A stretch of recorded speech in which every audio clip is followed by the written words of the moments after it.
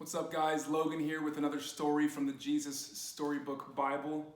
Hey, last week we read a story called Washed with Tears, and that was a story of Jesus' interaction with some Pharisees and a sinful woman, where Jesus forgave this sinful woman of her sins, and that made the Pharisees really mad. I'm so mad. And this week the story is called The Servant King, and this comes from John chapter 13 and 14. This story was taking place during the Passover, and the Passover was a celebration, a feast that God's people shared together, remembering and celebrating the time when God rescued his people out of slavery from Egypt. Jesus and his disciples were going to share that Passover meal together in an upstairs room. And as they entered the room, everyone removed their shoes. The thing is, their feet were all super stinky. Back then, everyone just wore sandals, and they're walking around in the mud and the dirt and the cow poop in the streets. And so someone had to wash everyone's feet before they could come and sit down and have a meal. Now, typically that would be the servant or the lowliest person. And so all the disciples began to argue about who was going to have to wash the feet. Ew, I am not washing your feet. Those are disgusting. My feet aren't that bad. What? Oh, your feet are so gross! And as the disciples continued to argue, Jesus stood up quietly from his place, wrapped his robe around his waist, got down and began to wash each and every one of his disciples' feet. Now at first some of them said, "No, Jesus, you can't do this." But what they didn't understand is that Jesus was setting an example. Jesus was showing his disciples how to love one another.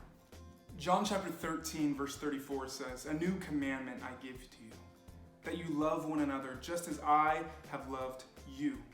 You also are to love one another. By this, all people will know that you are my disciples, if you have love for one another." You see, this was what Jesus was doing for his disciples. He was showing them how we are to love each other. Now, as this wrapped up and the disciples were about to sit down to eat the Passover meal together, something else was happening. One of Jesus' disciples, named Judas, had made a very bad plan. You see, Judas had snuck away and gone to the chief priests, and for only 30 pieces of silver, Judas was going to help the leaders capture Jesus.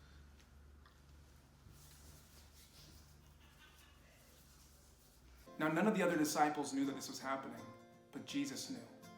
And he turned to Judas and he said, "Judas, go do what you're about to do. Make it quick." Then what happened next, you guys, is Jesus took some bread and he broke it and he passed it around to all his friends. Then he took a glass of wine and he poured it out and he shared it with all of his friends. The bread represented Jesus' body, which would be broken for us. And the wine represented Jesus' blood, which would be poured out for us. This is how Jesus was going to rescue the world from their sins. He was going to have to die on the cross so that his people could live. And you guys, this is what we do every Sunday as a church when we take communion, when we take that cracker and we drink that juice. Jesus told us, every time you eat this, every time you do this together, do this in remembrance of me. Now you guys, Jesus knew he wasn't going to be with his disciples much longer. So he told them about the promised helper, the Holy Spirit, who was going to come and dwell inside of them when Jesus had to leave them. So kids, parents, families, what I would like you guys to do right now is I want you guys to have a discussion about the Holy Spirit and that promised helper that we have living inside of us.